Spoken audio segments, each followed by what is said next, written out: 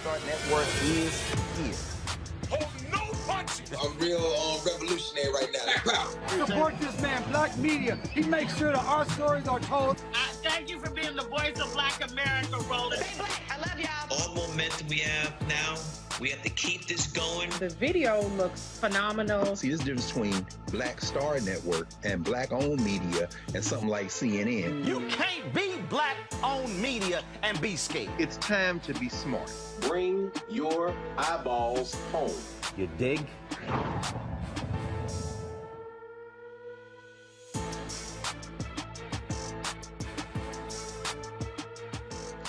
It's Friday, May 6, 2022. I'm Michael Imhotep sitting in for Roland.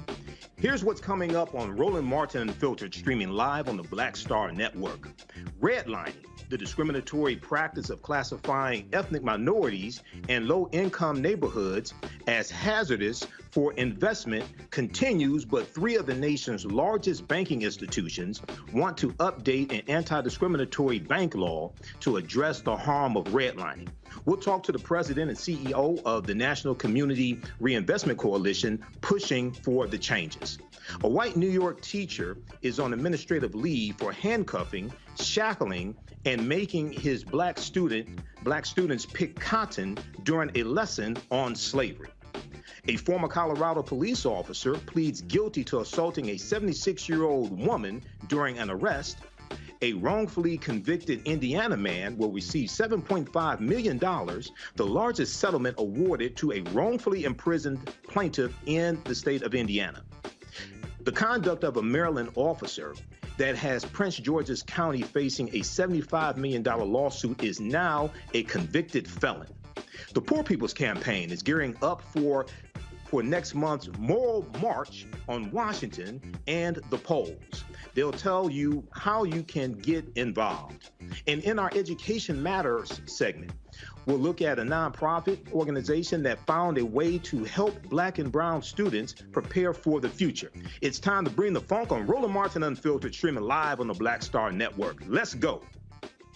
He's got it. Whatever the biz, he's on it. Whatever it is, he's got the scoop, the fact, the find. And when it breaks, he's right on time and it's rolling. Best believe he's knowing. Putting it down from sports to news to politics. With entertainment just for kicks, he's rolling. It's on go, y'all. It's Roland Martin, yeah. Rolling with Roland now. He's funky, he's fresh, he's real, the best, you know he's Roland Martin now.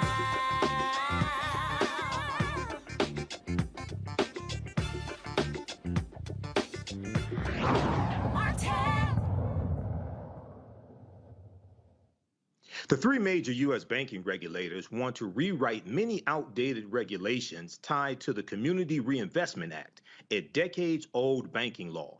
Federal Reserve Board, the Federal Deposit Insurance Corporation, FDIC, and the Office of the Comptroller of the Currency believes the law designed to encourage lending to the poor and racial minorities in the areas where banks have branches needs revamping.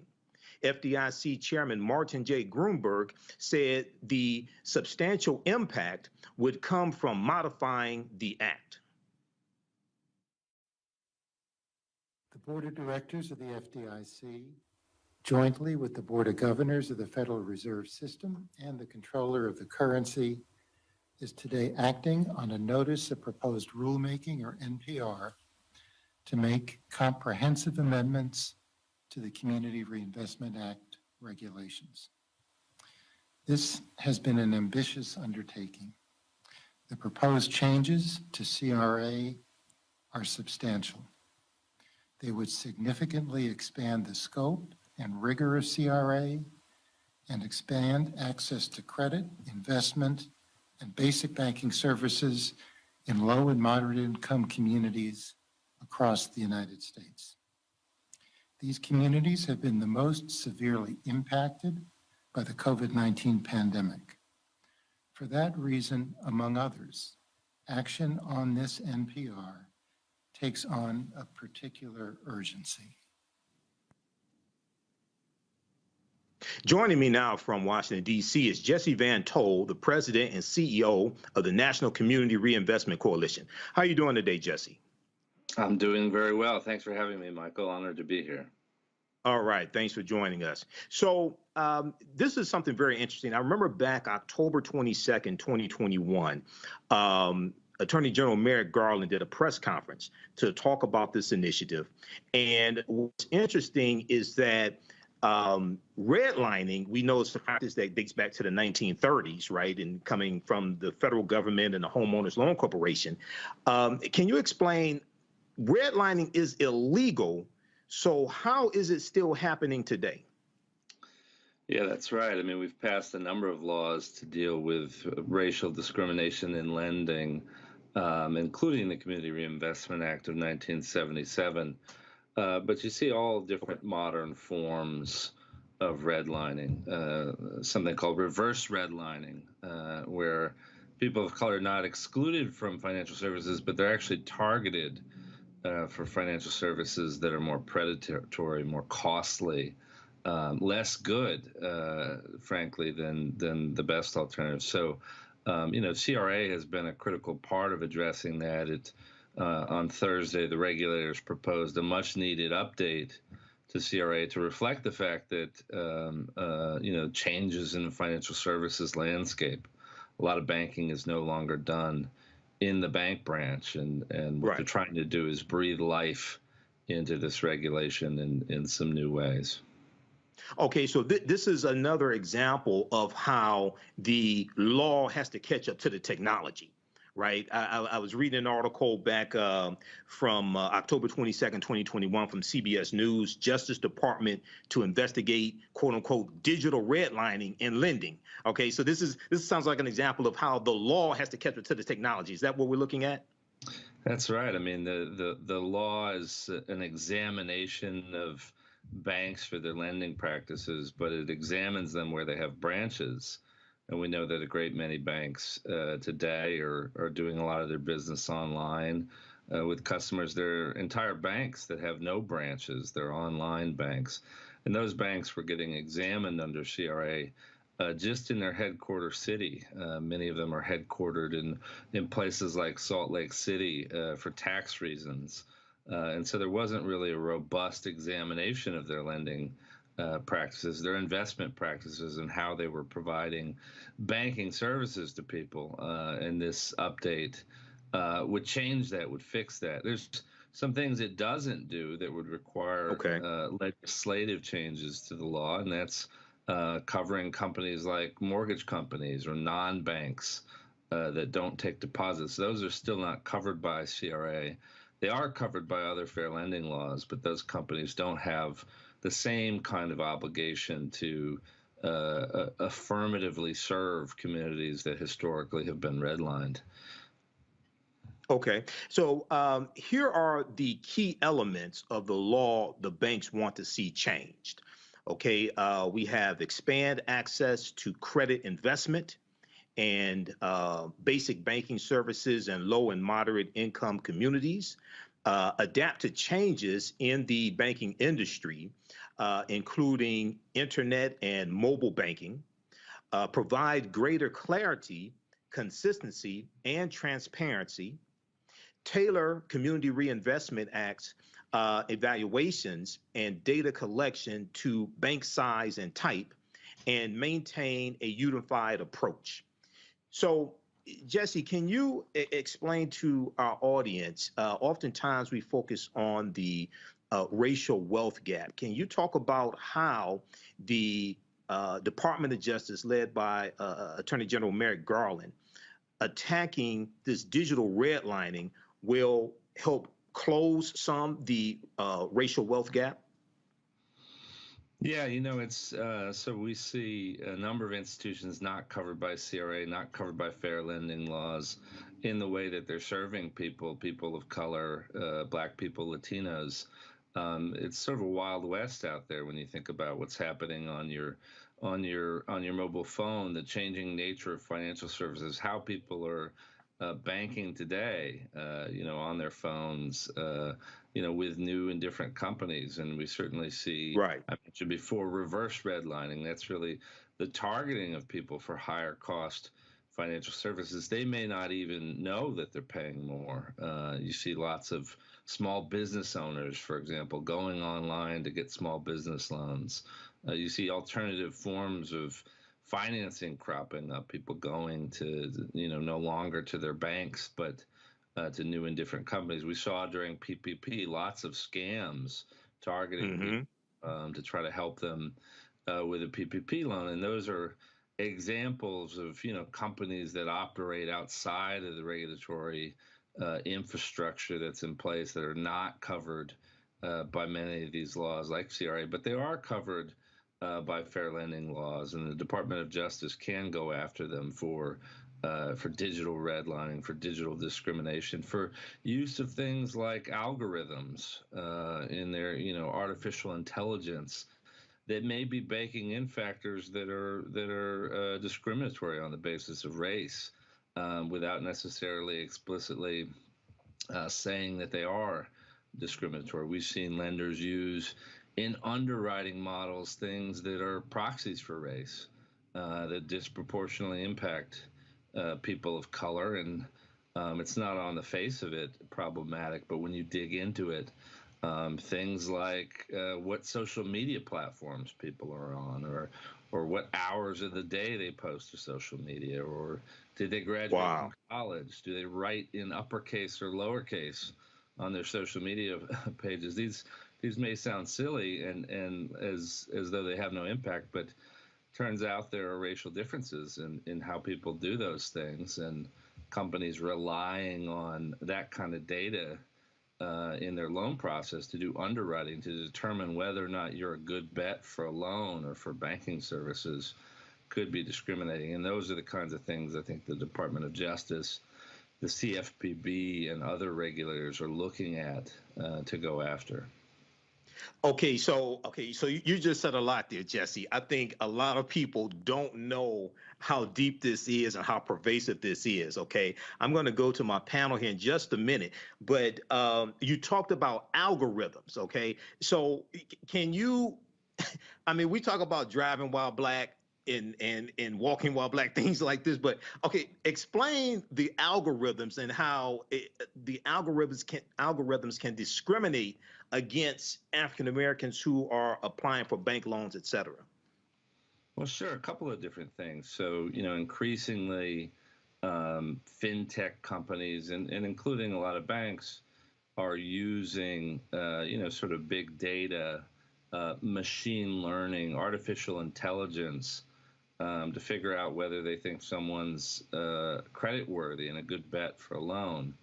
And essentially what you have is, AI, artificial intelligence, looking at a whole bunch of different data, including data never before used in lending, to come up with, an algorithm to figure out whether someone is a good bet for a loan or not. What's their likelihood? What's the risk of them defaulting on that loan? And one of the problems is depending on what goes into that algorithm, it can be discriminatory. And in fact, some companies are using machine learning to where, the computer itself, the AI itself, is coming up with new ideas as to how to underwrite differently. You put in bad data, you get bad data out, right? And so we've seen some of those practices be problematic in terms of how it impacts access to capital and credit for people of color, for low-income communities, and other underserved communities and people. Okay. Now, the 1977 law, the Community Reinvestment Act law, addresses fair housing practices. The proposal will undergo several revisions and should be finalized later this year, later 2022. Now, is this something that has to pass Congress, or can it just totally be handled by the Department of Justice? The proposal issued on Thursday by the three bank regulatory agencies, the FDIC, OCC, and the Federal Reserve, can be can be finalized by those agencies. What can't be done is expanding the law to cover other types of companies. That would require an act of Congress. So you can't apply the law to mortgage companies, to certain fintech companies, insurance companies, and the like. But those banking agencies can act and will act to finalize these proposed changes later this year, as you said, and that'll be subject to a public comment period where anybody can comment and suggest ways in which the regulation could be strengthened. And we certainly plan to do just that. Okay, because I was wondering how this would also impact the lawsuit that Ben Crump just filed against Wells Fargo when it came to apparently the huge article from Bloomberg News from March 2022 about Wells Fargo only approving 47% of African Americans who were applying to refinance their home mortgages, which was much lower. They were the only, according to the analysis from Bloomberg News, they were the only mortgage lender to turn away more African Americans than they approved. So I was kind of wondering how this initiative here from the Department of Justice will affect that, if at all, or a bill has to pass Congress to address Wells Fargo if it is found by an independent study that Wells Fargo in fact only approved 47% and turned away more African Americans than they approved for refinancing their home mortgages. Yeah, no, it's very relevant. You know, it's the original sin of the Community Reinvestment Act. It was passed in response to redlining, which was race discrimination, but it was passed on the basis of income. Yes. The regulation to date has spoken to low and moderate income people and low and moderate income communities. And obviously there's, significant overlap there. But one of the things the regulators are proposing to do is to incorporate data on lending to people of color, including the kinds of statistics you just cited with regards to Wells Fargo, on the CRA exam to really look at that and include that as part of the analysis. City by city, place by place, how well are banks doing at lending to African Americans, to Latinos? They're also doing things like separating some of the data that was in CRA before. The law speaks to low and moderate income people. Well, they're separating low from moderate and really looking at each distinctly.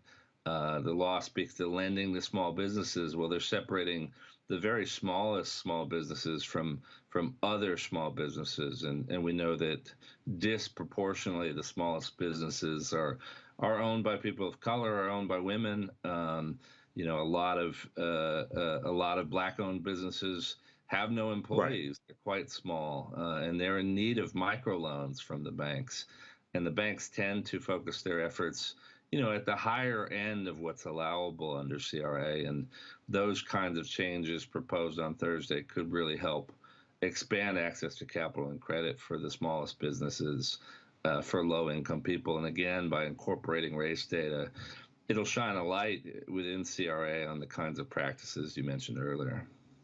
Absolutely. Well, that's definitely good news. I want to bring in my panel here and see if they have any quick questions for you, if you don't mind, Jesse. First, we have, these are regulars here, Roland Martin Unfiltered. Kelly Bethia, JD, communication strategist. How you doing, Kelly? Matt Manning, civil rights attorney. And Dr. Jason Nichols, senior lecturer, African American Studies Department, University of Maryland, College Park. So let's start with Kelly. Kelly, do you have any questions for Jesse regarding the Department of Justice cracking down on digital redlining? Sure. My main question is, with everything that's going on as far as interest rates and inflation, how impactful will this regulation, revised regulation be to minorities, considering that there's an interest spike when it comes to, a spike in interest rates, rather, when it comes to lending from these banks? And secondly, will there be penalties for banks who do not comply? Is this a mandate, or is this just more like you can do this, like a suggestion? Yeah, both great questions. So certainly interest rates, that makes housing less affordable. It costs more to buy a home, and that's a big part of the equation. We've seen interest rates rise and fall I think they'll remain high for some time. Eventually, they'll come down again. But one of the things that this law does, what CRA does, really encourages banks to establish programs to help people get loans, including things like special purpose credit programs, targeted lending programs to people of color that come with them maybe lower interest rates, and in a lot of cases things like down payment assistance. We know that having the money for a down payment is just as important, if not more important, than the interest rate in terms of being able to buy that home and that home being affordable to you. So yes, interest rates play a big role in whether houses are affordable or not. Historically, we've seen interest rates even higher than we've enjoyed for the past 20, 30 years. In the 70s, interest rates were in 7-8%, and people still bought homes. But there's no doubt that lower interest rates makes it more possible for people to buy a house. So certainly there's an interplay of these things. But CRA gives kind of a big nudge to banks to help figure that out, figure out lower interest rates or special programs.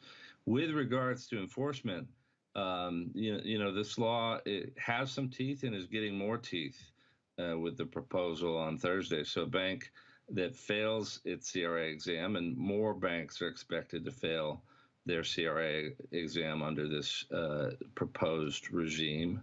A bank that fails is not allowed to open branches, not allowed to merge with other banks, is really in sort of the regulatory doghouse, so to speak. There are other consequences and impacts as well. Okay. Matt Manning, do you have a question for Jesse? I did. Jesse, thanks for being with us this evening and for explaining this issue to us. I read in one of the articles that there's a concern by the larger lenders that this is going to increase significantly their regulatory and compliance costs. In your view, is that actually something that is a concern for those lenders, or is that more kind of a subterfuge and a way to push back against further regulation against those banks, particularly as it relates to, an interesting or thorny topic like lending to people of color, women, and other historically disadvantaged groups? Yeah, I'm not sure that banks have ever met a regulation that they liked and didn't think would increase their costs. I think obviously every regulation has a cost. The question is, what's the benefit? And I think here there's clearly a benefit to society of banks doing a better job of something that they should be doing on their own but are not. And that's being fair to people and investing in all communities and making loans to all people. And it's sad that 40 years after the original passage of this law, more than 40 years since passage of the Fair Housing Act, that we still have to mandate and legislate that banks treat people fairly, that they invest in minority communities, that they build affordable housing. So certainly there's a cost to doing this. I think it's far outweighed by the benefit to society of requiring these banks to do this. All right, and Jason, did you have a question for Jesse, Jason? Yes, I do. Thank you for being with us. I had a question. I was really blown away with your statement about algorithms and data collection. And so I was wondering, is this something that is systemic that we see with all banks, or is it something that you're seeing with just some individual banks where there's an individual banker who's looking at someone's loan application and decides to go to their social media? How widespread is this problem, and how does the regulation that the FDIC and the other regulators, how does that actually deal with the issue of data collection and algorithms and things that are leading to discrimination in that way? Yeah, so to be clear, there's laws and regulations that really govern what you're supposed to do when you make a loan to someone, right?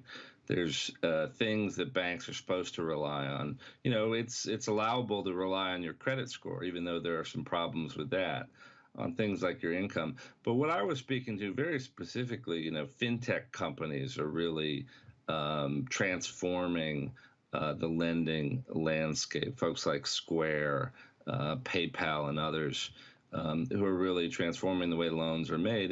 And some of these companies, are fair and responsible, and others are using, novel approaches to underwrite a loan, looking at, sort of beyond your credit score, beyond your income, other factors. And, those are not automatically bad or good.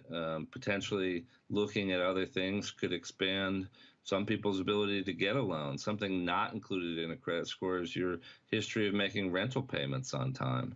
And for most of us, starting out as renters, that's what you do. That's how you, how you're paying for housing every month. To not count that is a disadvantage. So there's possibilities to expand access by looking at other data, but some of it can be very problematic. And the regulators are absolutely looking at this and looking to crack down on some of the more problematic behaviors.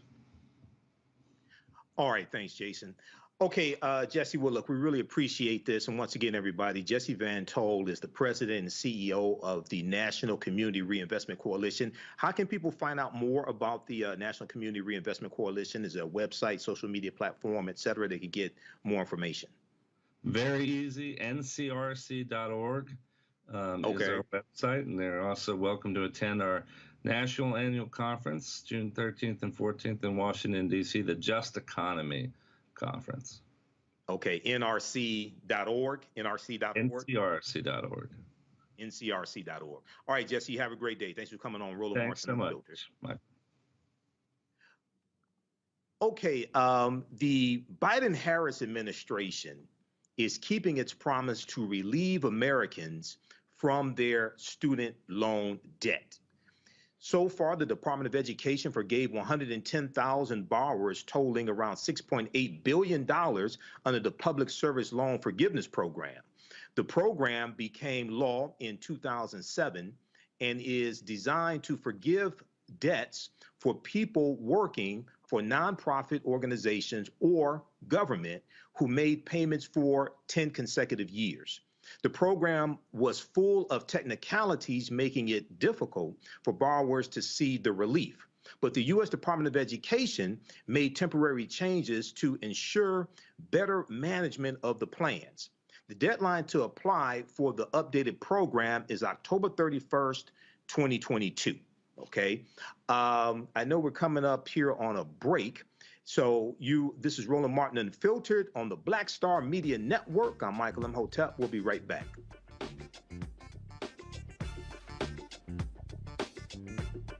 I'm Deborah Owens, America's Wealth Coach. And on the next Get Wealthy, we're talking cryptocurrency. Does it scare you? Does it confuse you? Well, Black Americans are investing in cryptocurrency more than anyone else. And on the next Get Wealthy, Professor Tanya Evans joins us to talk all things crypto. Crypto presents a really interesting opportunity for direct peer-to-peer access to the potential for extraordinary wealth. That's right here on Get Wealthy, only on Black Star Network. So do me a favor and think for 1 second about your mother. What comes to mind? Probably too many things to comprehend right now. Our moms, whether they're with us or not, are still probably the most impactful person in our lives. On the next A Balanced Life with Dr. Jackie, a tribute to our mothers. You won't want to miss it here on Black Star Network. I'm Angie Stone. Hi, I'm Teresa Griffin. Oh, Roland. Hey, Roland. I am so disappointed that you are not here, first of all. Where's our dance? It's like we get a dance in every time I see you. And so now you're not here for me to dance with, sir. You and your ascot. I need it. I need that in my life right now. Okay. I love you, Roland. What's up? I'm Lance Gross, and you're watching Roland Martin Unfiltered.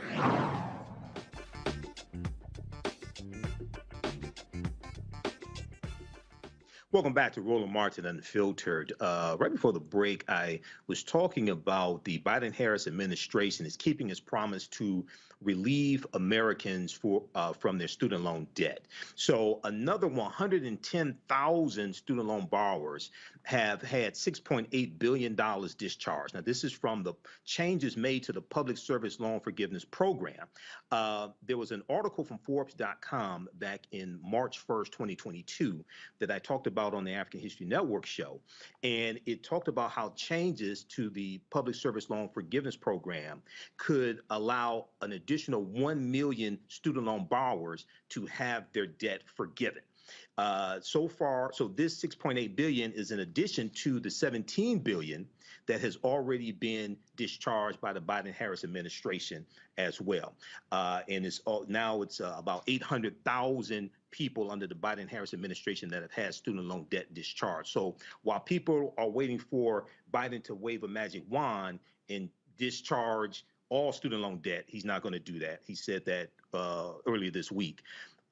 This is taking place right now, and people can take advantage of this. I want to go to my panel here because I think this is really important to talk about. I've been watching the Secretary Miguel Cardona, Secretary of Education, continually talk about student loan debt that's being discharged, while at the same time, a lot of people, especially a lot of African Americans I see on social media, are just waiting for student loan debt to be discharged. But a lot of us can take advantage of this right now. I want to go to Matt on this first. Matt, do you have any comments on this? And what in Texas, and you teach at a college as well, how do you think something like this will help African-American college students or people who have student loan debt? I think this is a wonderful decision, particularly because I know a number of people like me who were prosecutors or in government service for a number of years who actually got denied. Before they released this, just the other day, I was having a conversation with a former colleague of mine who has 10 years in service and applied and got denied. So in my own life, I know that this will affect me, considering there were a number of years that I was a part of this program. I think this will incentivize people not only going to government service, but staying in government service. Because in a number of industries, including the practice of law and others, people think of government service for a couple years and they go and then they try to go private sector so they can make significantly more money. And I think this will allow us, one, to keep people of good caliber and of good acumen in their respective fields in the government, because they know it'll actually be forgiven. But beyond that, the bigger part is the boon that it'll give to the economy, and it'll give to particularly young families, young people who might otherwise be interested in buying a house but are dissuaded because they've got to make a gargantuan student loan payment every month. So I think this is a great thing. I think it's a great thing, particularly for graduates of like HBCUs and other people who are saddled by this debt, but who have been working in service of the government. I think it's a really, really good thing. And I also think that, it's a long time coming. I'm glad that they're keeping their promise on it. But if you look at the conversations that are being had about student loan forgiveness, there's a pretty clear demarcation with generations. I feel like younger people understand it. They feel almost like they were sold a bill of goods about getting an education and how to finance it. So they're behind student loan forgiveness. And I think that will continue to improve and permeate other generations once it's seen, the economic benefit that comes from it. So I think it's a very positive thing, and I'm glad to see them doing it. All right, excellent. I'm coming to you here in just a second, Kelly. If we look at this article here from Bloomberg.com, U.S. forgives $6.8 billion in public service worker student loans. It says the relief, which the Department of Education says will average about $60,000 per borrower, is being given after President Joe Biden made changes to the program in October 2021, under which nonprofit and government employees can have their federal student loan debt forgiven after 10 years or 120 payments. We know African-American women disproportionately carry more student loan debt than graduated from undergraduate school than white students as well. What type of impact do you think this will have, Kelly? And do you think this will impact people that you know personally? That's a tricky question, only because I know a lot of people who are both with just the bachelor's degree, but also those with bachelor's and postgraduate degrees. So for those of my colleagues and associates and friends who have, who stop their education process, at least formal education process, with just a bachelor's degree, this will be huge for them because, like you said, the average amount of debt for someone with a bachelor's is around 60K. So that would help them a great deal. But on the other end of this, like myself and plenty of people who are on the postgraduate side of things, we're looking at six-figure debt that cannot be paid off in 10 years per se.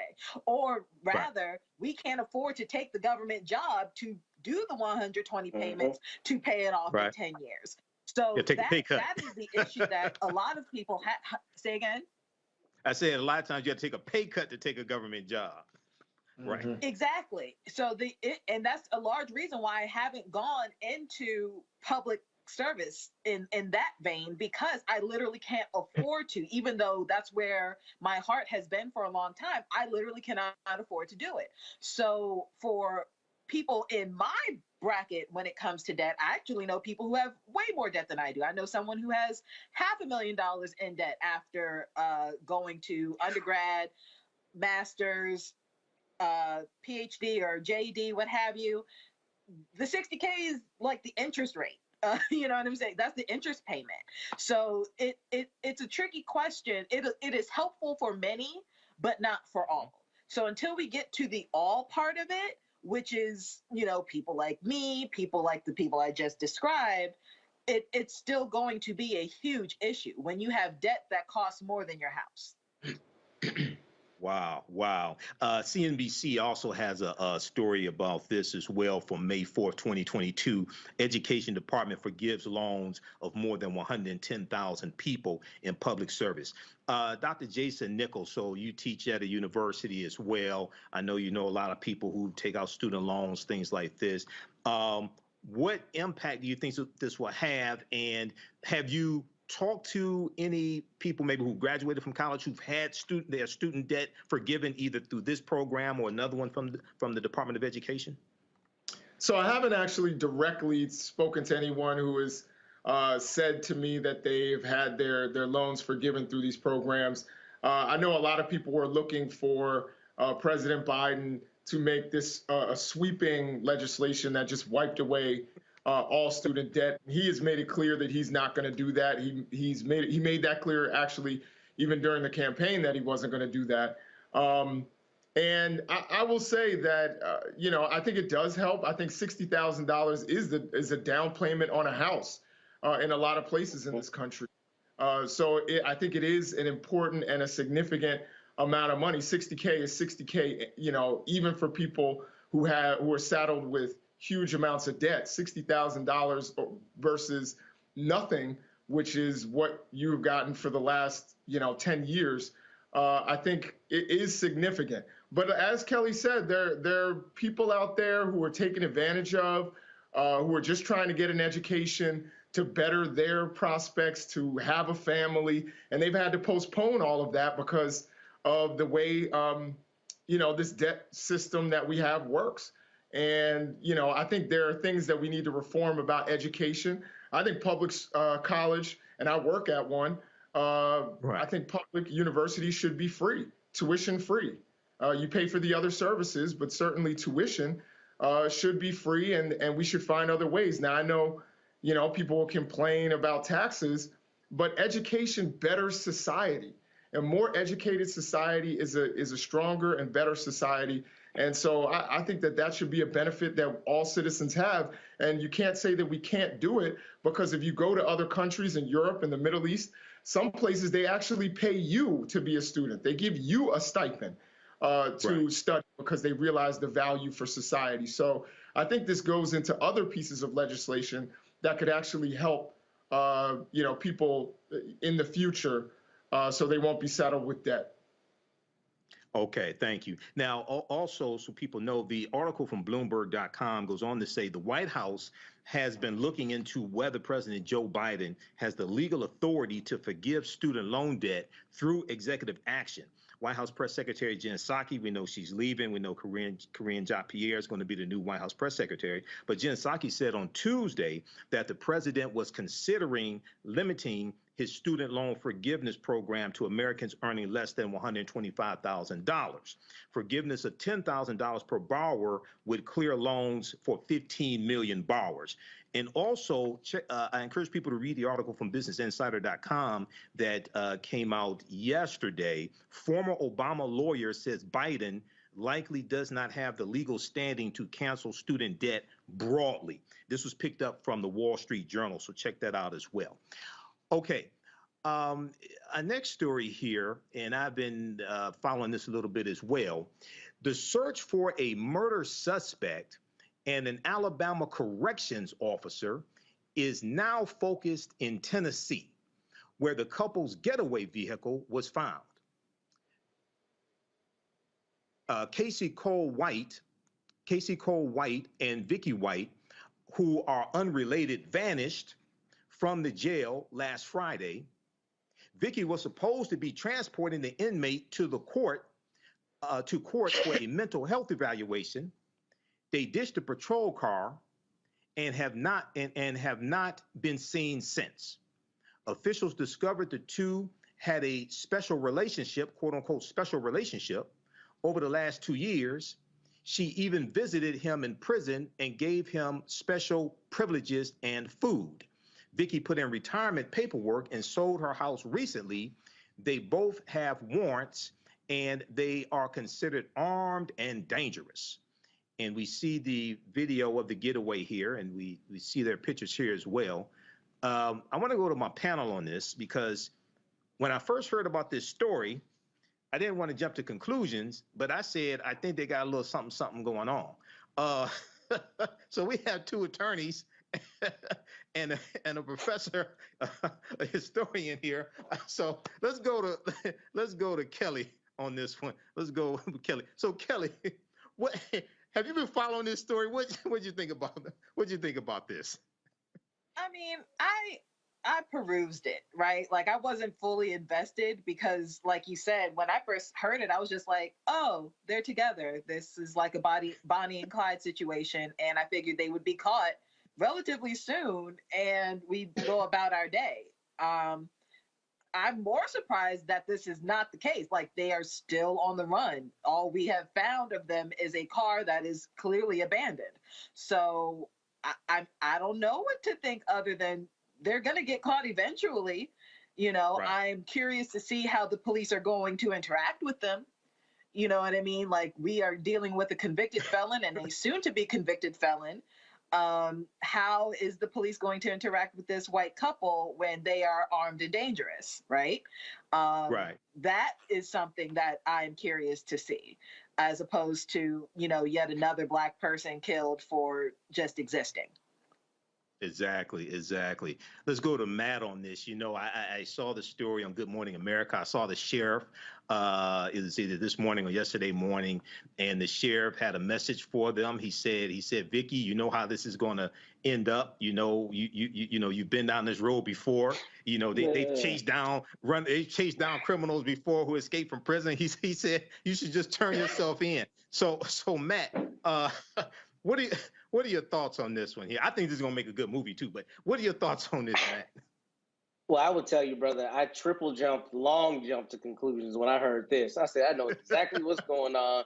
She helped this man escape, and that's her boo. I can't be mad at her. Actually, I can, because as a lawyer, I'm sure she's gotten some advice, or has at least consulted counsel, because obviously it's very hard to hide. You know, particularly when your face is plastered everywhere all over the United States. And, you know, jokes aside, what I do think is really interesting about this and insidious in a way is there was a lot of plausible deniability. The media, at least the reports I saw at first, they were concerned that she had been maybe abducted or that something, you know, nefarious had happened, right? But what's interesting about that is they didn't start out with the evidence that would disabuse you of that notion. For instance, that she had put in retirement papers, that she had this long relationship with him. And, you know, I'm sure a lot of your people are thinking that is not the benefit of the doubt that a Black victim gets when a police officer shoots and kills him, right? They don't get that benefit of the doubt. They immediately start, denigrating them or trotting out everything they think that's been done negative in their life to indicate that this person wasn't actually a victim. So I do think from a media coverage standpoint, this is instructive to further show the point that we see, that when it comes to white people, often there's a benefit of the doubt. But as it relates to them staying on the lam and not getting caught, I don't think it'll be too long before they're caught. And I think they will look very foolish in court because this is very obvious, like that they, perpetuated this ruse. So some lawyer somewhere is going to make a lot of money off this, I'm sure. Exactly. And, I know there are laws against convicted felons selling their story and making movies and things like this. But, the guy's 6'9". So he ain't, you can't just hide somebody who's 6'9", okay? A white guy 6'9", and his face is plastered everything. Everywhere. You can't just hide him. Jason, what do you think about this story? Well, the first thing I thought, a headline flashed in my head, and that is, the whites are at it again. And of course, I mean, Casey and Vicky White, I wasn't Casey and Vicky White. But, this white couple, Casey and Vicky, they really, first of all, just being someone who's watched a lot of those kinds of movies, this is going to be just like prison because they're not really free. Whenever you're on the run and whenever you're an escaped convict, you're basically, it's another form of prison. So they're enjoying their time together, perhaps right now, but they're going to realize they're not free. They can't go places. And it is very hard to hide when you are a 6'9", individual anywhere, and and you're not Detlef Schrempf or some other white 6'9" guy. So he's they're gonna be caught, and this woman has, I don't know what kind of family she has, but she's ruined things for her family. She's ruined their reputation. She's gonna spend time in prison. I don't know if she has children, but she separated herself from her other loved ones for this, quick, maybe couple of weeks that she gets to spend with this guy. And I think she should have just lobbied for a conjugal visit or something like that. And maybe it would have been, that would have been worth it rather than what she's about to endure. And this individual, I guess he had nothing to lose, but she certainly did, and she made a terrible choice. Yeah, I think they're going to realize, this sounded really good when we were planning it, but this is not turning out the way we thought this was going to really end up. All right. Next story. In Colorado, a former police officer gets 5 years in prison for the brutal arrest of an elderly woman with dementia. Okay. In June 2020, Austin Hopp attempted to arrest Karen Garner after receiving a shoplifting call from a local Walmart. Karen Garner returned the $13 worth of merchandise she allegedly took. When Garner did not comply with Hopp's orders, he slammed her to the ground, breaking her arm, spraining her wrist, and separating her shoulder. And we have the video here. I remember when this happened, and remember seeing this here on Roland Martin Unfiltered. Now, Hopp pleaded guilty to assault. His partner, okay, and we have the pictures here. His partner, Daria Jalil, Jalali, Jalil, faces misconduct and failure to intervene charges for her role in the incident. Okay. I'm going to go to my panel on this. Now, this is a strange story. This may not be politically correct, but here we see a Karen getting justice. Okay. I know it ain't politically correct, but anyway, here we see a Karen getting justice. Okay. She's not the one who was in the wrong here, but I remember seeing this. And once again, this is an example of how some people just should not be police officers. And in my mind, and seeing this and reading what happened, I don't think they had to treat her like this. I want to go to Jason first on this. Jason, what are your thoughts here? Well, first of all, I remember seeing that video here on Roland Martin Unfiltered, and I think it is so incredibly troubling The woman returned the merchandise, $13. There was absolutely no need. I'm not even sure there was a reason for an arrest, but to violently slam her to the ground. You had a female officer who was there, who was present and probably could have handled that in a different way. Instead, they get aggressive with this woman. And again, I think it becomes, and with the risk of sounding insensitive, and I feel for this victim, but it's almost like the chickens come home to roost. That once Black people start getting abused, it eventually is going to move out, and other people who would normally be privileged, they start getting abused too, because, power starts to corrupt, and then they start going, even into other communities, thinking they can do everything to anyone. And this is obviously a working class person too. This isn't a rich woman. And I don't think they would have done that to a rich woman. So there's a class element here that needs to be spoken of. Yes, she's white, but she's obviously not rich if she's shoplifting $13 worth of merchandise. So instead of actually having any kind of compassion, I'm not even, sure that person, like I said, should have been arrested. Instead of having compassion, you slam her to the ground, and then you do what we're seeing on the screen. To me, it's despicable, and that guy should be in prison. Matt, if people, I tell my listeners to check out from the Washington Post the database called Fatal Force. Fatal Force from the Washington Post documents each year police killings, okay? And they have them broken down by race, whether the suspect was unarmed, armed, what type of weapon they had, things like this.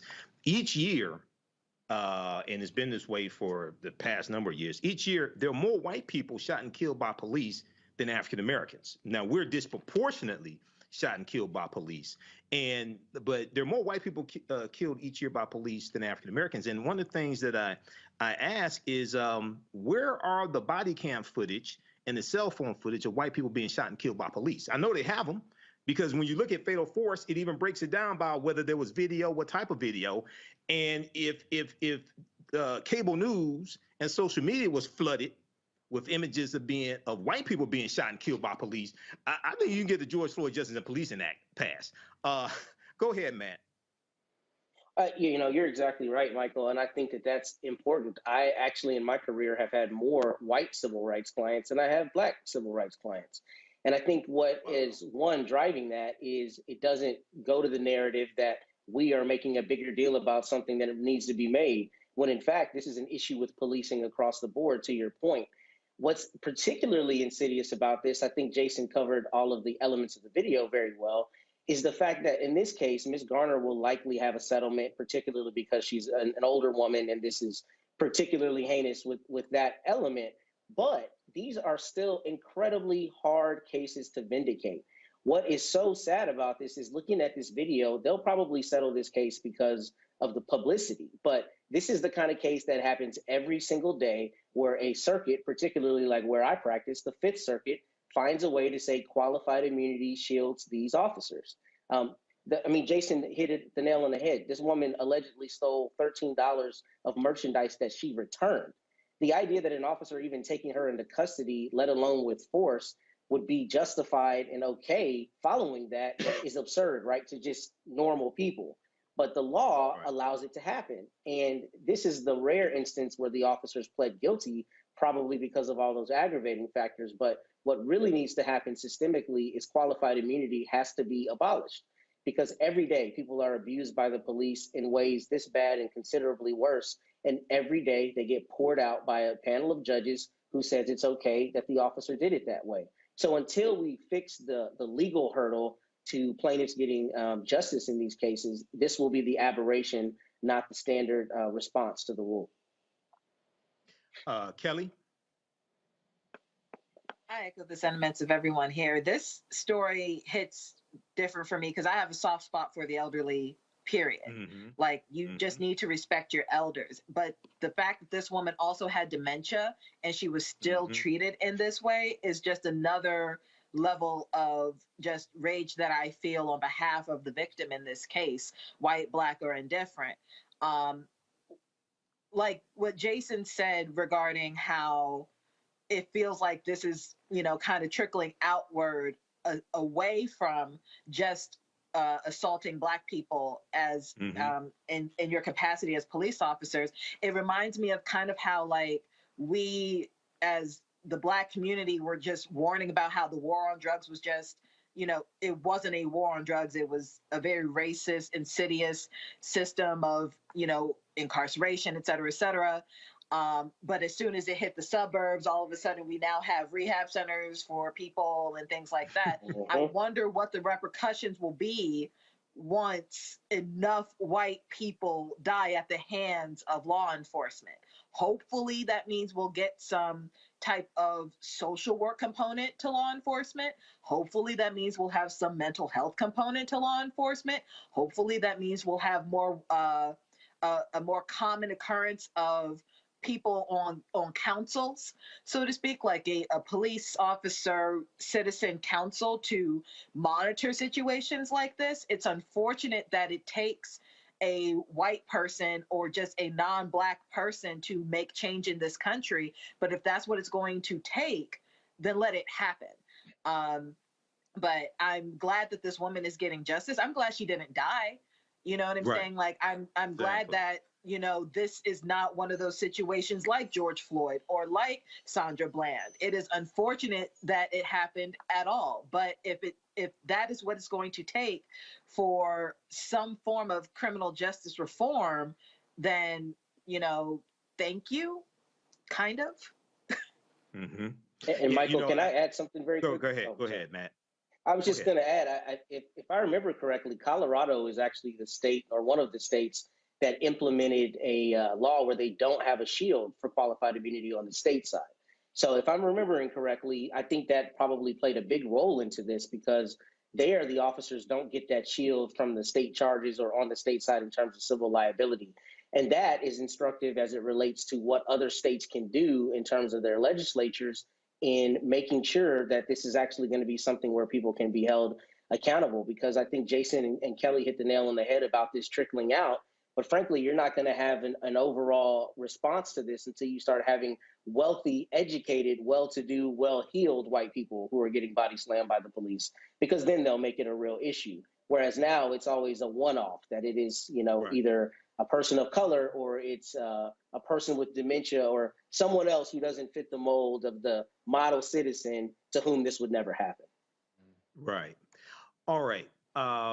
The cop responsible for a $75 million civil suit against Prince George's County Police Department is facing up to 10 years in prison for his role in a traffic stop that left a man paralyzed. A Prince George's County judge found Bryant Strong guilty of second-degree assault, misconduct in office, and reckless endangerment charges. DeMonte Ward Blake was left paralyzed from the waist down and suffered a broken nose after the police dragged him to the ground, landed on his neck during a traffic stop in 2019. Officer Strong's sentencing is scheduled for July 21st, 2022. Next, we go to the Derek Chauvin plea deal. The ex-cop convicted in George Floyd's death agrees to a plea deal in the federal case against him. Wednesday, a judge accepted the plea deal between Derek Chauvin and federal authorities sentencing him to 20 to 25 years in prison for violating George Floyd's civil rights. This sentence will be served concurrently with his 22.5-year sentence from his murder conviction at the state level. According to the plea deal filing, Derek Chauvin will serve between 17 and 21 years behind bars. A pardoned Chicago man reaches a $7.5 million settlement with a northern Indiana city and former police officers for his 1996 wrongful conviction. Indiana Governor Eric Holcomb pardoned Keith Cooper in 2017 after spending more than 7 years in prison. Governor Holcomb said he believed Cooper was wrongfully convicted of an armed robbery where a teenager got shot. A judge later expunged Cooper's conviction. Cooper's attorney says the $7.5 million is the largest wrongful conviction settlement in Indiana history. Roland Martin and Filter will be right back after this break. You're watching the Black Star Network.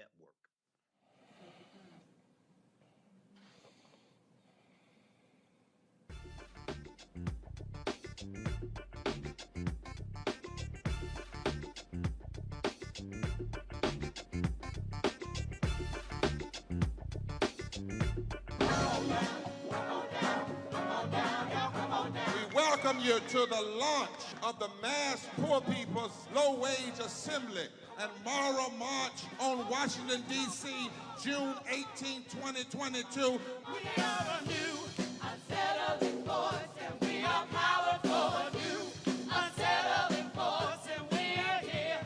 We're rising up to demonstrate the compelling power that we, poor and low-income people, have to reconstruct society from the bottom up.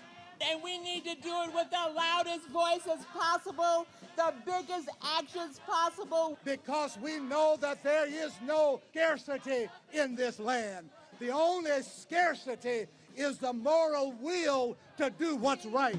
Hold on, just a little while longer.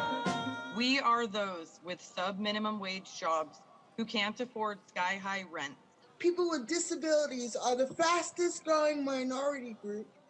It's crazy to me that in 2021, it's still legal for workplaces to pay a sub-minimum wage to people with disabilities. There are still so much trial and tribulations that we go through as Indigenous people.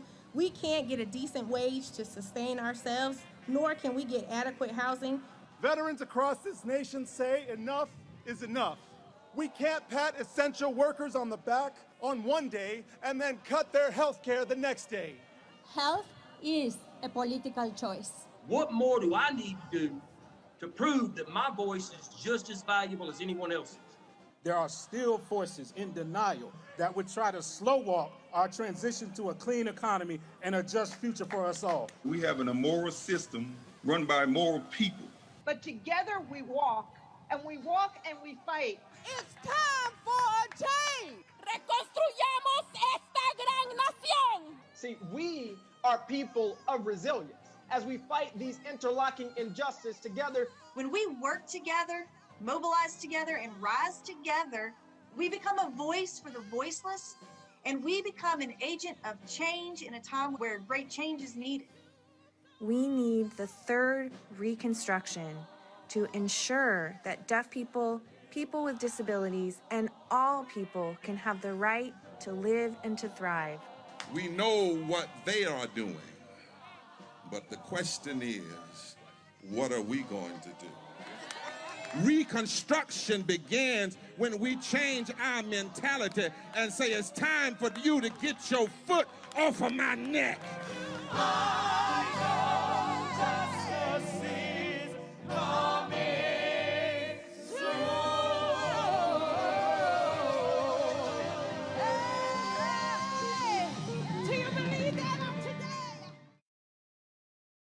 Hi, I'm Vivian Green. Hey everybody, this is your man Fred Hammond, and you're watching Roland Martin, my man, Unfiltered.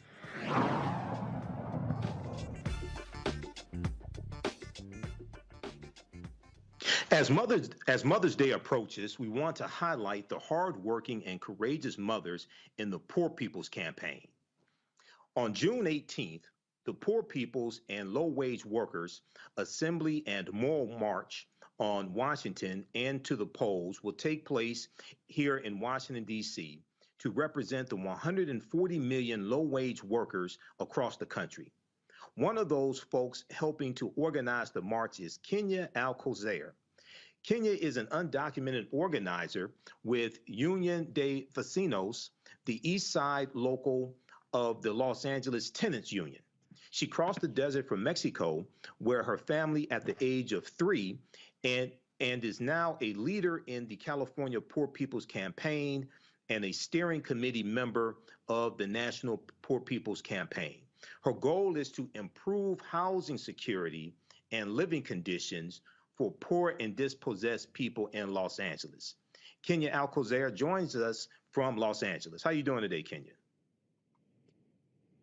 I'm doing good. Thank you so much for having us here. All right. Thank you for coming on to Roland Martin Unfiltered. So, Kenya, tell people about the Poor People's and Low Wage Workers Assembly and Moral March on Washington, D.C. that's taking place June 18th. Tell people, why is this so important? You know, one of the things that I've learned through the campaign is that we can no longer be fighting by ourselves in our own issues. As a woman of color, as an undocumented immigrant, as a tenant, as a worker, I need to unite with all of our brothers and sisters to really push back against everything. The pandemic showed us that we are impacted by everything every day. And we need to be pushing for everything. We need to be fighting against systemic racism. We need to be fighting against poverty, ecological devastation, the war economy, militarism, and a very distorted moral narrative. And we've seen this, that the pandemic has it's possible to organize and to keep pushing back. Okay, now talk about the work that you do with the Los Angeles Tenants Union. So with Los Angeles Tenants Union, we are tenants that are coming together to organize ourselves. While we're being evicted illegally, while we are not giving the support that we need from our government, our city, state government, we are organizing, whether it's to put people back in their homes after they've been illegally evicted, whether it's doing projects of survival like food distribution, informing tenants of their rights, and continuing to push our lawmakers to ensure that tenants are not evicted because they have been burdened by the pandemic and they don't have jobs currently still. Okay, now when we look at, so what are some of the laws that you want passed in this current Congress, this current 117th Congress? We know Democrats control the House of Representatives, but in the Senate, it's a 50-50 Senate, and most bills in the Senate, you need 60 votes, which means you need 10 Republicans to vote for them. So what are maybe the top 2 or 3 bills that you want to get passed through Congress that will help the Poor People's Campaign? Well, I think that there are a lot of things that can be worked out, and I see that the Build Back Better bill was something that we were really pushing for because it addressed a lot of the needs of the nation.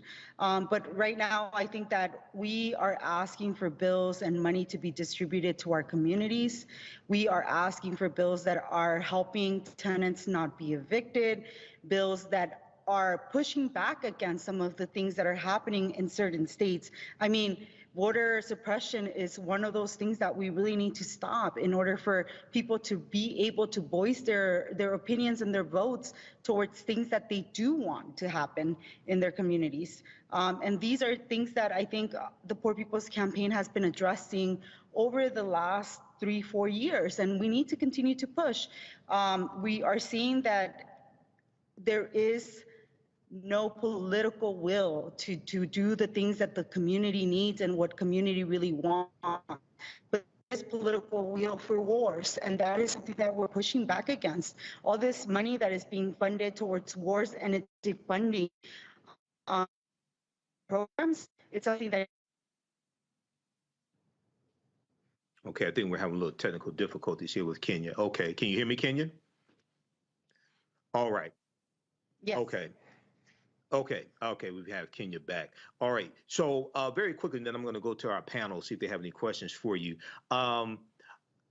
Besides the march, which really draws attention to the issues and helps galvanize people around the issues and allows you to inform people about them, are you able to persuade any elected officials? Are you able to change the way they think and change their vote to actually get bills passed? Or have you all been able to do that in the past? We have. We have Barbara Lee that has been supporting with the third Reconstruction resolution. And I think that we've been having meetings with Congress and other politicians to really push back. I really do believe that the only way we're going to win this, it's with people uniting. And these mass mobilizations are only one part of the strategy to really change and shift the narrative of what's happening today and really change where the direction in which our nation is going. Okay, I'm going to go to my panel, see if they have any questions for you, Kenya. Let's start with Kelly. Kelly, do you have any questions for Kenya Alcocer? Sure. So I'm looking on the website now, and it appears that two of your partners are Repairs of the Breach and Cairo Center for Religions' Rights and Social Justice. Are there other partners that you would like to shout out that will be at the march or are helping fundraise for the march? And for us individuals, what can we do to help you further this cause outside of simply attending, for those of us who can't? Yes, so we have a lot of churches that are involved in this process from different denominations. I think that that's very important to shout out. Like, we have our Jewish brothers and sisters, Muslim brothers and sisters that are joining the campaign, Unitarian churches.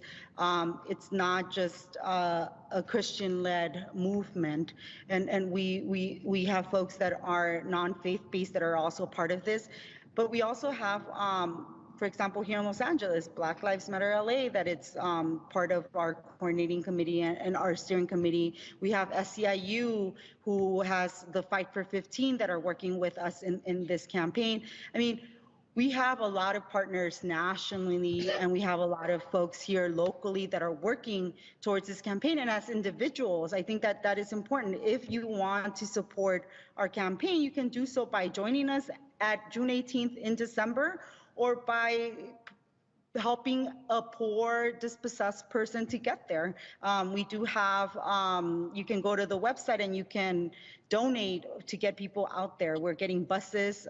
Some of us from California are gonna be driving 6 days there and back to really voice our opinions and to really be a part of this. It's really important for us to make sure that everybody who wants and needs to go there and wants to voice their opinion, it's welcome. All right, let's go to Matt. Matt, did you have a question for Kenya? I did. Kenya, my question for you is, what have you seen in terms of an infusion in energy or an optimism as it relates to the labor portion of this, particularly as we see the Amazon union success in Staten Island and I guess kind of more rumblings around the country? What is the sentiment right now about how that is going to continue helping workers and how we can leverage that momentum? You know, I'm here from LA, and we've been unionizing workers and asking for unions for workers to be a part of. I mean, we had a huge campaign 10 years ago with car wash workers. We have unions where day laborers are making their voices heard. So for us, this is the moment, this is the time where workers can see themselves not just as workers, but as human beings, and that they can see themselves attached to many of these movements. A lot of these folks are getting harassed at work, getting harassed at home by their homeowners, are getting their landlords getting harassed everywhere, and this is something that needs to stop. I think this is the year of worker power. This is the year where workers are coming together and are realizing that they have powers in numbers, and that's why this Moral March in DC, where we're calling to workers, especially low-wage workers, it's going to be critical and important to continue the movement of unionizing. And Jason, did you have a question for Kenya? Yes, I did. Thank you, Kenya, for being with us and taking time, and for the work that you do out there in LA and nationwide. My question is on the political side of things. You talked earlier about convincing politicians to get involved. Obviously, with Build Back Better, that failed with Joe Manchin. I'm wondering, is there any effort to run your own candidates? I always tell my students that you don't have to always convince other politicians. You can also just run for office. So is there any effort to run your own candidates, to get some of the results and to advocate for what it is that you would like to see. I'll just, as a sidebar, it really frustrates me that when I think of a disabled candidate, you know, the first person that comes to mind in government is Madison Cawthorn, and that frustrates me. We should have more representation of disabled people that are actually moral and actually stand for good things. But that's just a sidebar, and I wanted to see what your efforts were.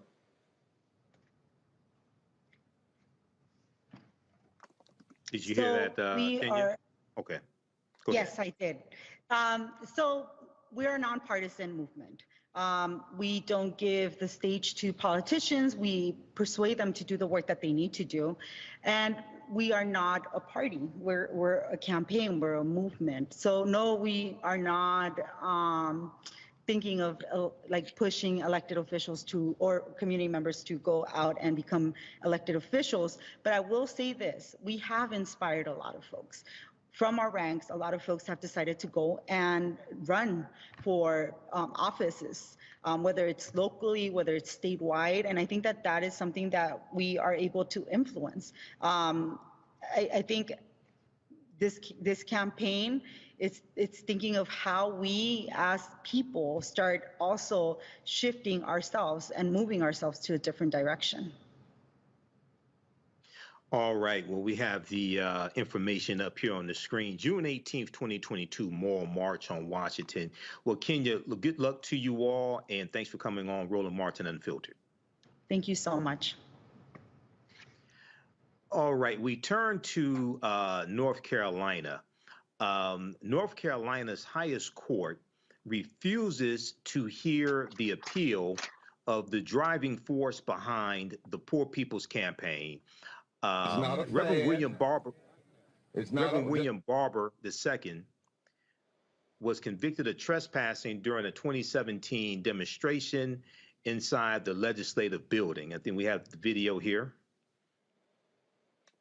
Okay. The decision comes after a December ruling by the Court of Appeals siding with the state, meaning Reverend William Barber II's second-degree trespass conviction is final. Jurors had found Reverend William Barber guilty after he led a call and response chant with roughly 50 people outside Senate Leader Phil Berger's office protesting poor health care spending.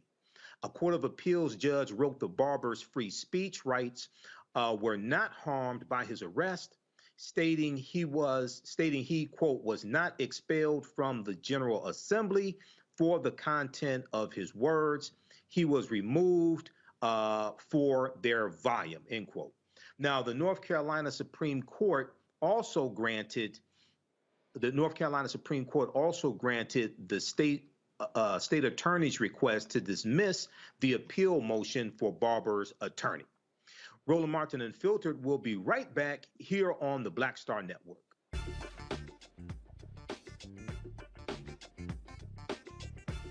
When I first moved to LA, me and Joe lived together, right? And that was a big blessing because I didn't have to worry about paying rent. You know, out here struggling, doing my thing, and that was a big, big help. And then when I moved out, I think that's when I saw the division because I think Joe felt like I didn't need him anymore.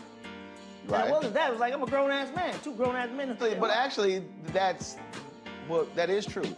You don't need him anymore. Right. When you grow up, first of all, when you grow up, it's like, hey, you help, and this time you get your ass out the house and go do your own thing. Right. He didn't want me to move out. But I'm like, you know what? At the time when I moved out. I mean, what? Were you paying a light bill? I wasn't paying anything. And I said, you know what? I need this responsibility. It's gonna make me work harder in my career if I know I got rent to pay, I got bills to pay. I was paying a cell phone bill, that was it. Right. No, but Joe was treating me like a little butler, because I'm telling you, I was like Benson. I'm telling you, man. Please fetch me some water. He was using Jedi mind tricks. Yo, man, you still make them good grilled cheese sandwiches you made when you was little? No, you don't. Next thing I'm at the stove. Flipped it, and then it dawned on me, he tricked me again, got me again.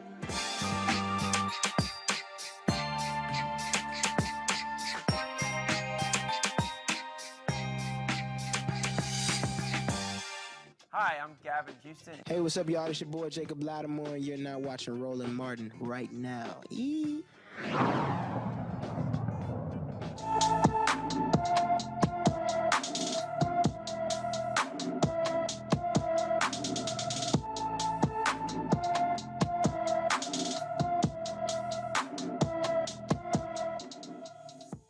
Jaleel Turner has been missing for over 2 months.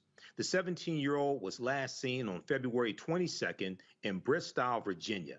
He's 5 feet 7 inches tall, weighs 140 pounds, with black hair and brown eyes. Anyone with information about Jaleel Turner should call the Prince William County, Virginia Police Department at 703-792-6500. Well, it's been confirmed that Kevin Samuels, the controversial self-proclaimed social media dating expert, has died. He was 56 years old. According to the police report, EMS was called to Kevin's home Thursday morning for a person injured and found Kevin unresponsive on the floor of his apartment. EMS transported him to a local hospital where he was pronounced dead. Samuels had a significant following on social media and often sparked debates with his hot takes on dating and relationships. Okay, and that's to put it mildly. All right. So I had waited. I'm going to go to my panel on this here. I had waited to post about him passing away till I really got it confirmed. I know Roland Martin was trying to confirm it last night. We saw stories on social media. The information was very, very sketchy. It was like the man sitting next to the man sitting next to the man said something, or, you know, it was nobody's name for most of the reports. I read numerous articles, and I was trying to confirm it before I posted about it. I saw the article from NBC News this morning, and they actually talked to his mother. They got a confirmation from his mother. And I'm going to go to you first on this, Kelly, if you don't mind. They talked to his mother, and one of the sad things about it is his mother said, his mother's name is Beverly Samuels Birch. His mother said she found out that her son was dead from social media, and she was upset because the authorities didn't contact her or anything like this first off. So I know he's controversial. I really didn't follow him. The information I saw about him wasn't too flattering, wasn't too positive, but this is somebody who died, and he passed away Thursday morning. He passed away basically 3 days before Mother's Day. So now his mother has to deal with making funeral arrangements for her son, right before Mother's Day. So Kelly, you and I, we follow each other on Instagram, and I saw your Instagram post about Kevin Samuel. So did you have any comments on this? Of course I do. To the family of Kevin Samuels, you have my condolences. Just from an ethical standpoint, a mother lost her child, and that is something that there's no word for when a mother loses their child. You have a widow when, a person loses their spouse. You are an orphan when you lose your parents, but there's no real word in the English language, to my knowledge, for when a parent loses a child. So that's how devastating this is for the family of Kevin Samuels. And with that, you have my condolences. But that said, that notwithstanding, rather, his legacy is more than that of one son. His legacy is more than that of one's father. My understanding is that he does have children. His legacy, by and large, is that of a hateful misogynist. And as a Black woman who had to basically navigate through his rhetoric for the past basically 2 years, because my understanding of him was, his cult, so to speak, kind of grew during the pandemic on Clubhouse. As someone who had to navigate through those waters, it is incredibly hypocritical and almost a sense of poetic justice to me that this man died in the very way and from the very thing he cursed onto fat Black women on his platform. He died of a heart attack, and he essentially died alone. And for someone to basically make a living and build a following on the back of Black women in such a disparaging, belittling, degrading way, as if Black women don't deal with enough. I have but so much empathy for the death of this man. And let's just say, you know, people did get some help from him. You know, I saw some anecdotes of men who went to therapy because of him, and women who lost weight because of him, and things like that. That does not take away the bulk of his rhetoric, which is essentially that Black women were worthless, that they did not have value unless you ascribe to Eurocentric standards of beauty and society. And that's simply not true. Further, he did not care about Black women, and yet, because of the low self-esteem that these Black women had on his show, it was under the guise of help, anything that came out of his mouth, which wasn't necessarily genuine, authentic, or even true. So again, the fact he constantly pushed this notion that fat women were slovenly and had little to nothing to do with society. He went so far as to say last month that if you are over 35 and unmarried, that you are leftovers.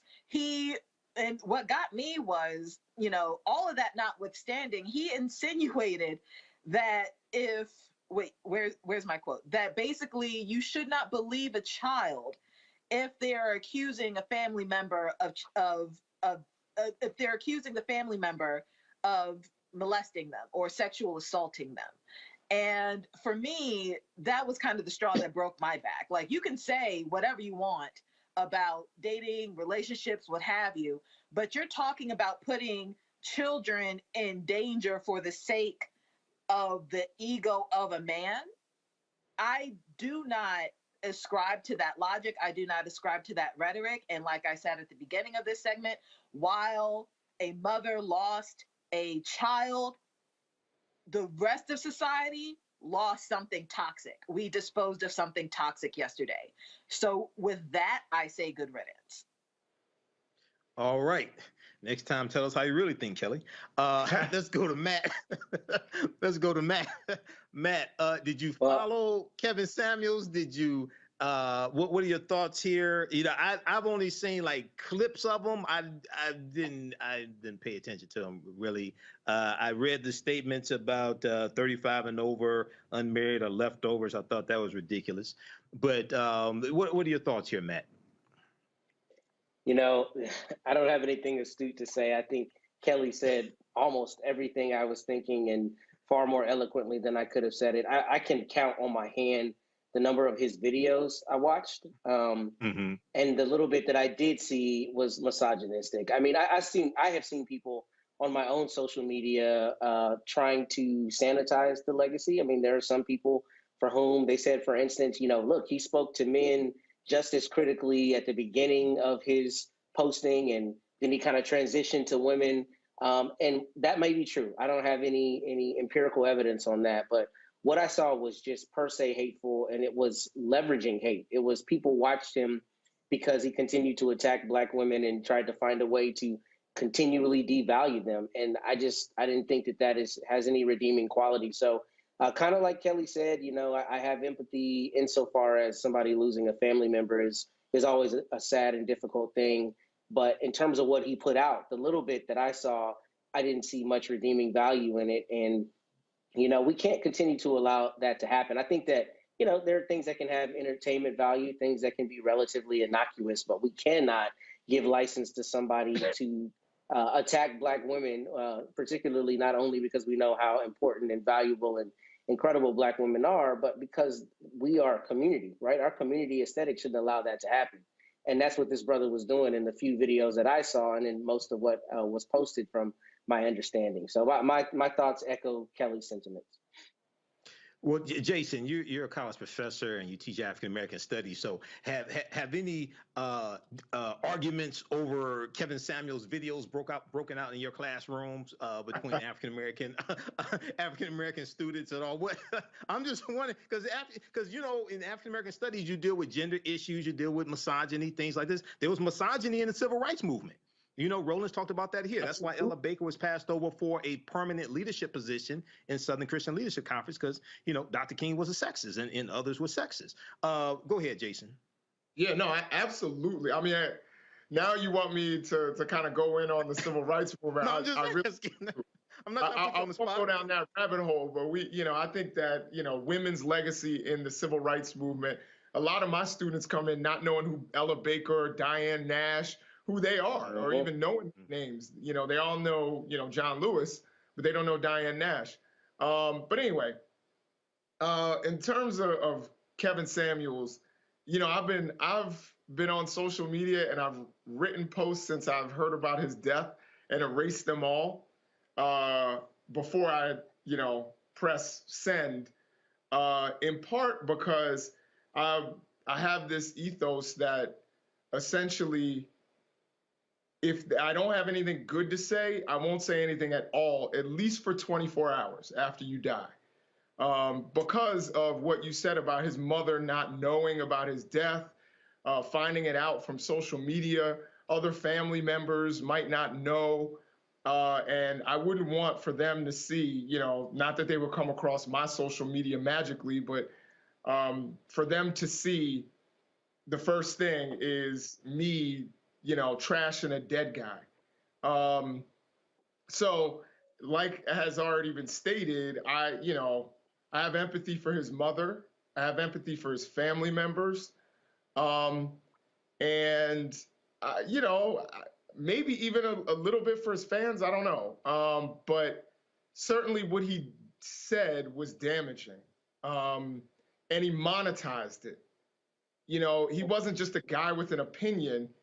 He monetized destroying people's self-esteem. And to me, that's despicable, particularly when it's Black people. So, one of the points that Matt brought up was, did he, people say he disparaged Black men as well as Black women. And I don't think that makes it any better. I think as a matter of fact, say again, I'm sorry? I said, it really doesn't. I agree. Right, I think that, if there's been a people, whose self-esteem and self-worth has been attacked, it's been Black people. I would argue more Black women, but Black men as well. And so we don't need that kind of, cancer from within. Now, I will never wish death upon anybody. I don't wish death upon my worst enemy. But, I will also be honest about the part of your legacy that I know. I mean, he may have donated some of that money to good causes, and I'll leave it to those people to speak to the good parts of his character. And I hope that they step up and say good things, that the good things he was doing for his community or for his church or whatever. But as far as his public persona and his profession, I think that he did a lot of things that were damaging. And I think it's okay to acknowledge that while also acknowledging his humanity and the fact that he died at 56. He was a relatively young man. And there are people who can evolve.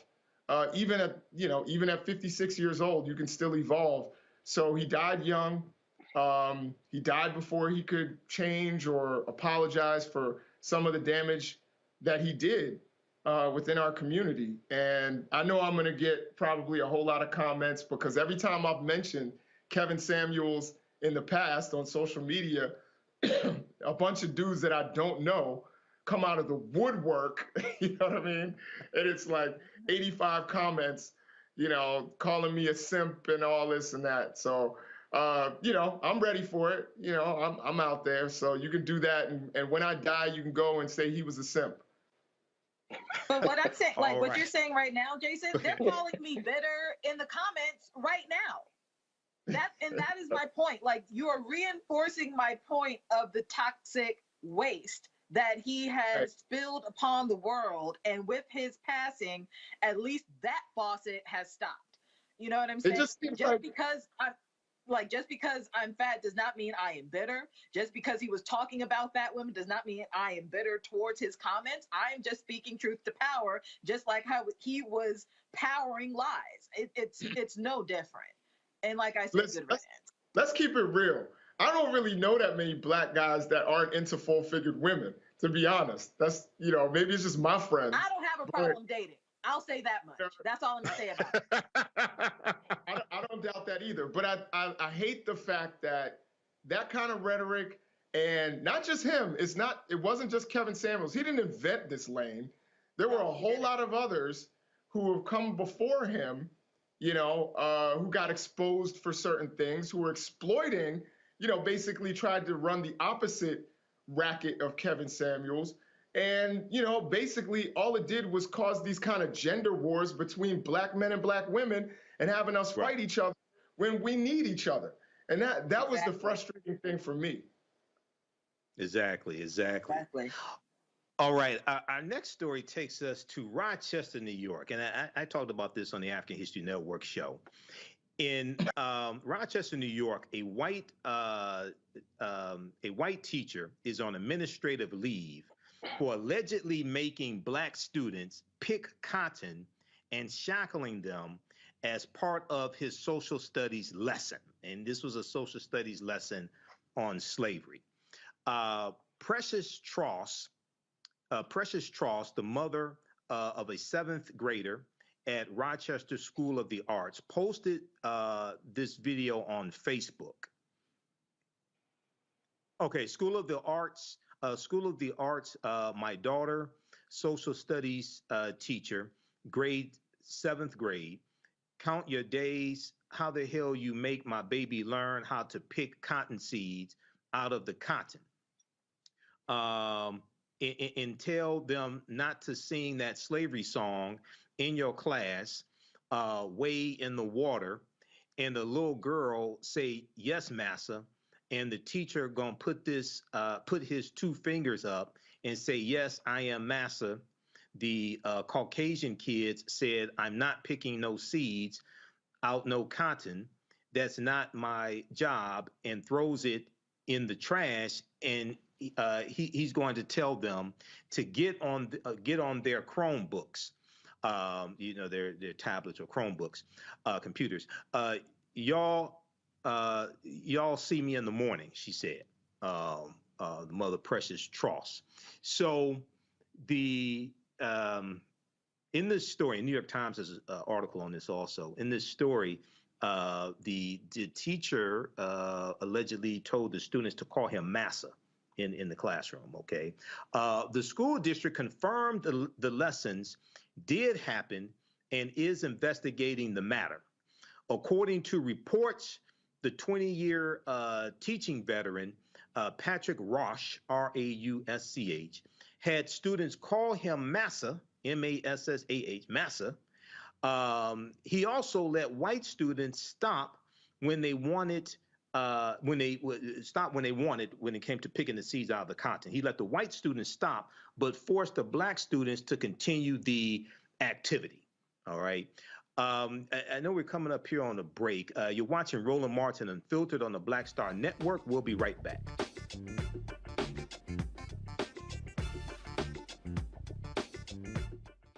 Pull up a chair, take your seat at the Black Table with me, Dr. Greg Carr, here on the Black Star Network.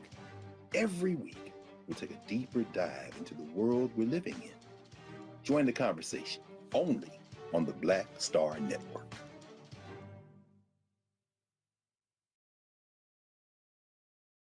I'm Deborah Owens, America's Wealth Coach, and on the next Get Wealthy, we're talking cryptocurrency. Does it scare you? Does it confuse you? Well, Black Americans are investing in cryptocurrency more than anyone else. And on the next Get Wealthy, Professor Tanya Evans joins us to talk all things crypto. Crypto presents a really interesting opportunity for direct peer-to-peer access to the potential for extraordinary wealth. That's right here on Get Wealthy, only on Black Star Network. Peace and love, everybody. I'm Purple Wonder Love. Hey, I'm Donnie Simpson. What's up? I'm Lance Gross, and you're watching Roland Martin Unfiltered.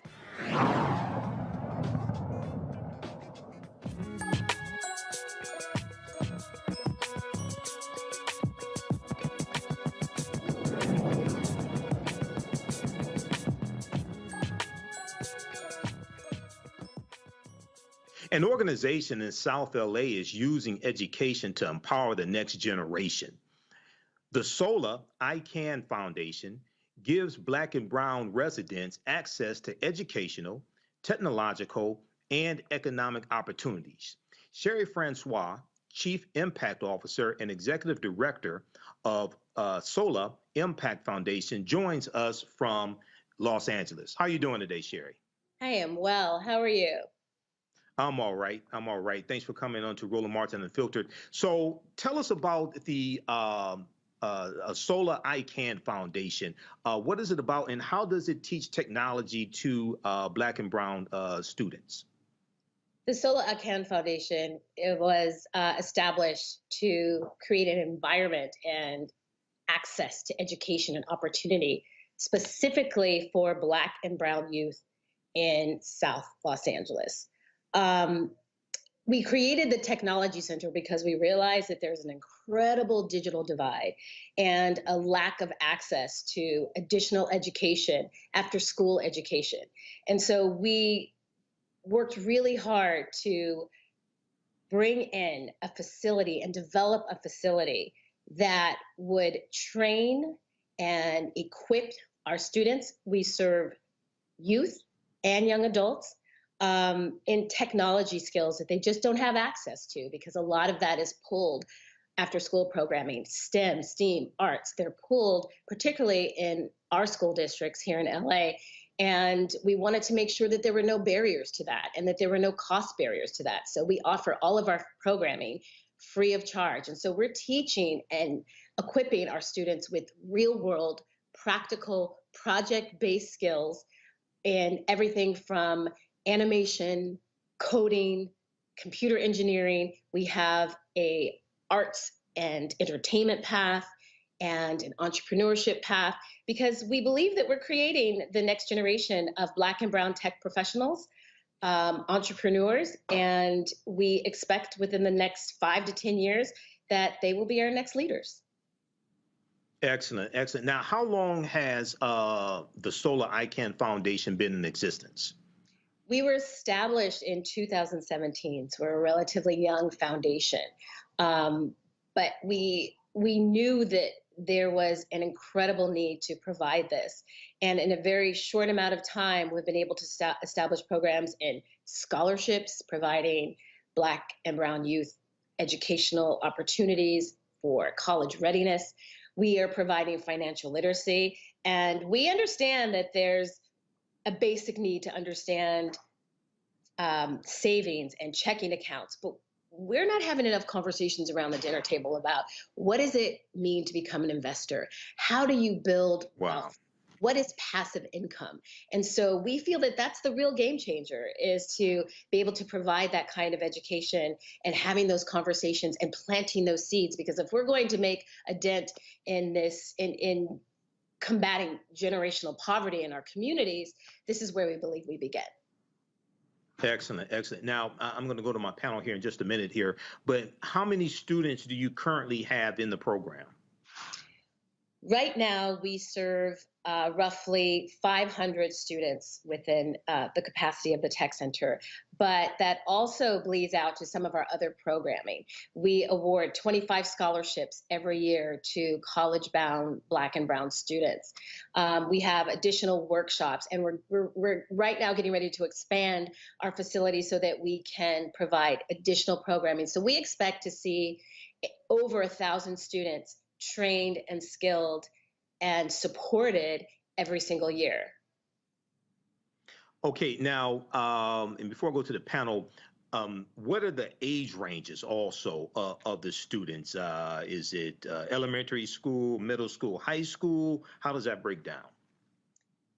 right now because the programming that we're offering is, again, free of charge to high school and middle school, and we're excited to announce that we're going to be expanding and taking in students as young as 8 and offering adult programming for those that are looking to upskill, to train, to retrain, and perhaps new careers in technology. So it's a wide gamut, and we're going to be able to broaden that demographic because as much as we have a demand here for youth programming, it's equally important, and there's the need to supply the same programming for adults and young adults for that matter. Okay, I want to go to my panel quickly here, see if they have a question for you. Let's start with Kelly. Kelly, did you have a question for Sherry? Sure. First of all, this is a phenomenal project, phenomenal organization, but is there a plan to scale this nationally in any way? Are there examples of something remotely like this in other metropolitan hubs? Hi, Kelly. Thanks. What I will say is Sola Impact, the parent company that I work for, the Sola I Can Foundation is the affiliated nonprofit. And Sola provides affordable housing to low-income communities, specifically to Brown and Black communities. And with the sole purpose of ensuring that they have safe, healthy, high-quality homes. With that, even though our current geographical area is South LA and Los Angeles, we plan to scale and take this model and mimic this model in other underinvested communities, needy communities throughout the country. And with that comes our affiliated nonprofit, the work that we do on the social impact side. And so building out technology centers like this around the country in communities that want it and need it is a goal of ours. Let's go to Matt. Matt, did you have a question for Sherry Francois? I did. Thanks for being with us, Sherry, and thanks for explaining the program. I'm particularly interested in the entrepreneurial part of it. So would you explain briefly, please, how it works, and does it include things like grants and other financial support for students who are in the program? If they have an idea, how do they actually get that idea to market? Do you guys facilitate that? Yes, we do. And I'm excited to talk about our entrepreneurship program. What we're doing is, and this is specifically for high school students right now, so many of our high school students they're so brilliant, right? We always say that it's not about ability, it's just opportunity. They already have these ideas. They're hustling. They are smart and ready to create their own companies. They just don't know how. And most within our community, whether they're high school, adults, there's a lack of capital. We know this. So we want to support that. So the existing program as it stands right now is affording our young folks to be able to come to the table with their ideas. We're taking those ideas from paper and putting it into action. So this is a very, very short program. This first 10 weeks is a part 1, and then there's an extension. By the end, when they graduate they have the opportunity to present to investors and have the potential to be awarded seed money so that we can help them with their business. And it just doesn't end there. We want to make sure that we're helping one of our primary business objectives in social impact is to make sure that we're cultivating minority and women-owned businesses. So we hope that these businesses that these young folks are creating, we want to help make those viable businesses and sustainable businesses win the community, because we all know that that also lends itself to economic development for these communities that need it. But most important, like I said earlier, we're building the next generation of entrepreneurs. And Dr. Jason, did you have a question for Sherry? Thank you so much, Sherry, for coming on and explaining your program. It reminds me very much of the time pretty recently I interviewed Ro Khanna, who's from out there in California as well. And he makes the claim that the way to build wealth for Black communities is going to be in the tech field. My question is, with your entrepreneurship program, particularly as it pertains to tech, are the students being provided mentors and internships, paid internships, and things that will give them experience before they actually go to start their own businesses? Okay. So we know how important it is. I had a great mentor who helped put me on a track to success. And so I'll tell everybody right now, we're looking for great mentors to match with our kids. We think that's vital. We know that that's important.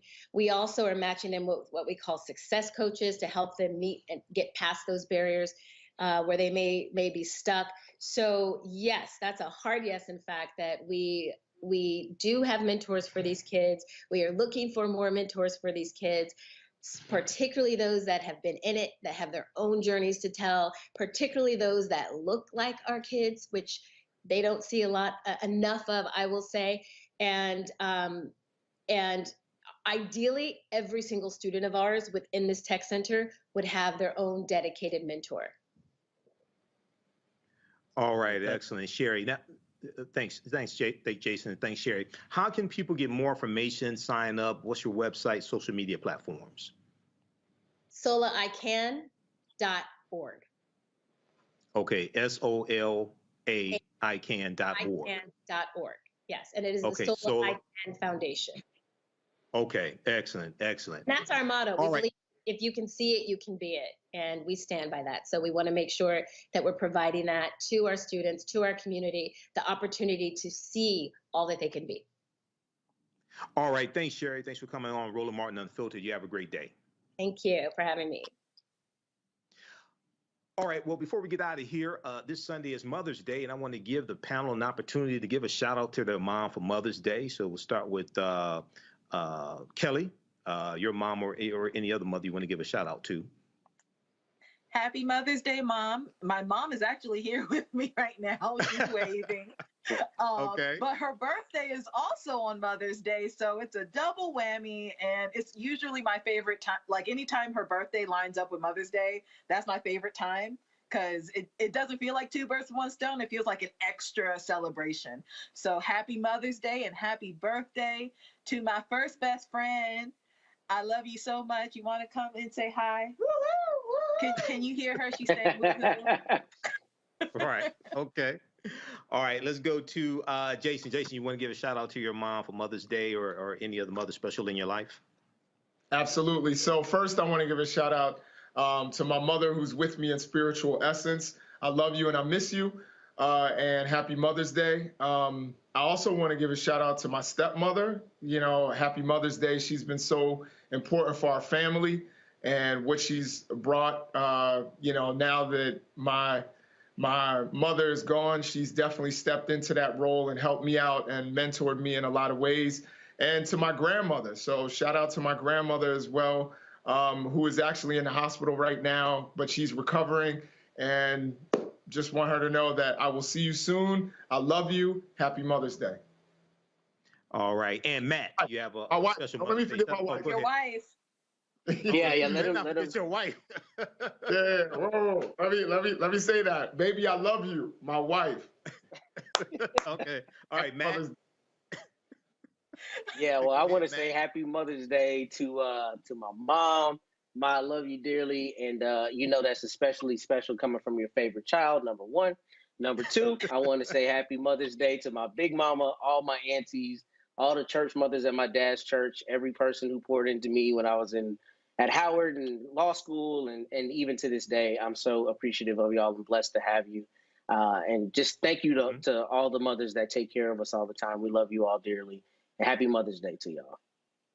Excellent, excellent. I want to give a shout out to my mom also. Happy Mother's Day to my mom as well as my daughter's mom as well. Happy Mother's Day to you as well. And the Roland Martin Unfiltered staff wanted to share this special message for all the lovely mothers ahead of this Mother's Day weekend.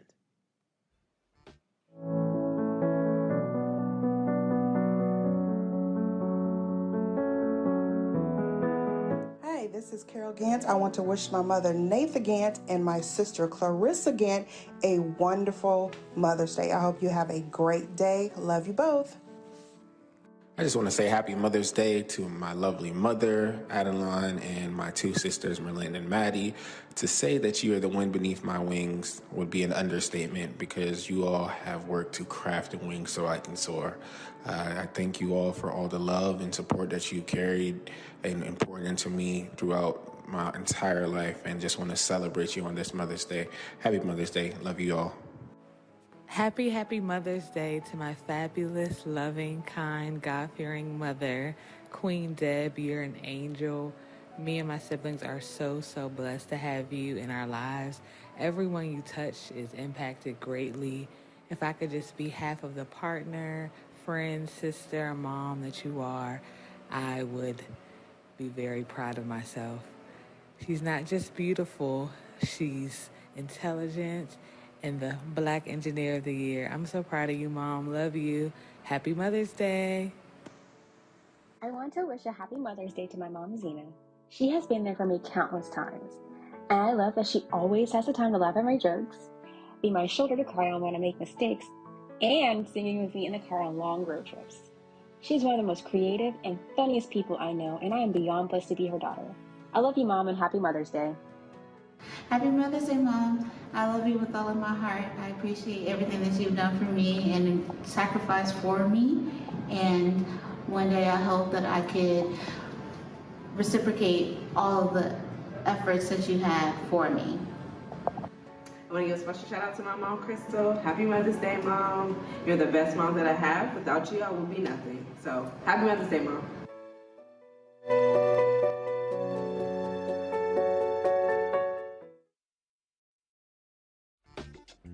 Thank our panel, Kelly, Matt, and Jason. Everybody have a great weekend. I'm Michael Imhotep, sitting in for Roland Martin. Everybody have a great weekend. Happy Mother's Day. Holla.